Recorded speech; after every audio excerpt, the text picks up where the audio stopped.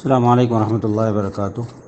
شعبان کی جو 15ویں رات ہے یعنی شب برات، اس سلسلے میں لوگوں میں افراد و تفریق پائی جاتی ہے، یعنی کہ کچھ لوگ اس کو اتنا بڑھا چڑھا کر پیش کرتے ہیں کہ گویا شب قدر سے بھی افضل چیز ہے، اور کوئی اس کی فضیلت کو اتنی گھٹا دیتے ہیں کہ کچھ اس کی حیثیت کو ہی تسلیم نہیں کرتے۔ دونوں باتیں غلط ہیں۔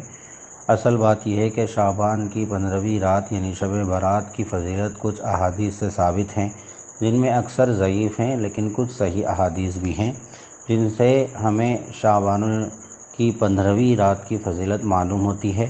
اس میں سے یہ کہ اللہ تعالیٰ اس رات میں مغفرت فرماتے ہیں، اور اللہ تبارک و تعالیٰ خصوصی توجہ بندوں پر فرماتے ہیں، سوائے مشرک کے اور کینہ پرور کے اور خودکشی کرنے والے کے اور قطع رحمی کرنے والے کے، اللہ تعالیٰ سب کو معاف فرماتے ہیں۔ تو ان دنوں میں ہمیں کیا کرنا چاہیے؟ اس سلسلے میں کچھ احادیث ہے جس سے 4 عمل معلوم ہوتے ہیں، اس پر عمل کرنے کی گنجائش ہے۔ کہ ابن ماجہ کی روایت ہے کہ رسول اللہ صلی اللہ علیہ وسلم نے فرمایا، جب شعبان کی درمیانی شب ہو تو اس کی رات میں عبادت کرو اور دن میں روزہ رکھو۔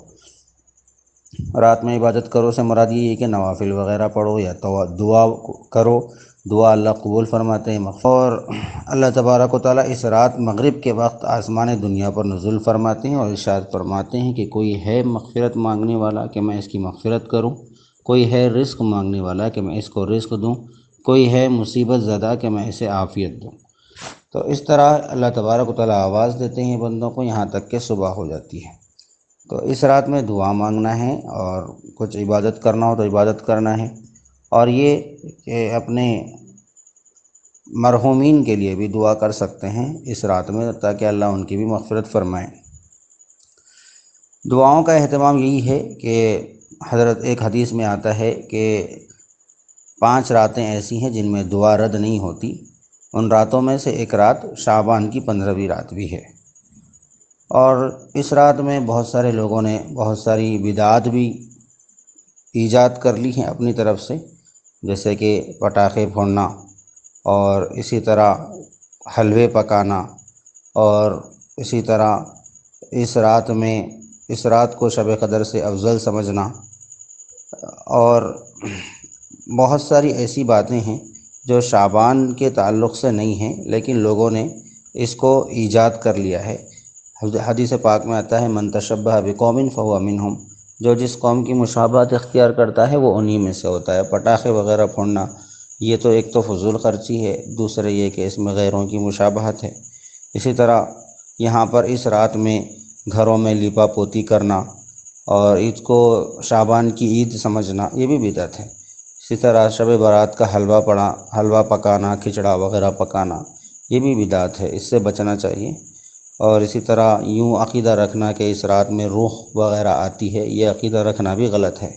ہاں، اس رات میں فیصلے ہوتے ہیں، اللہ تبارک و تعالیٰ کے فیصلے یعنی سال بھر کے اعمال پیش ہوتے ہیں، یہ بھی صحیح احادیث میں ہم کو ملتا ہے۔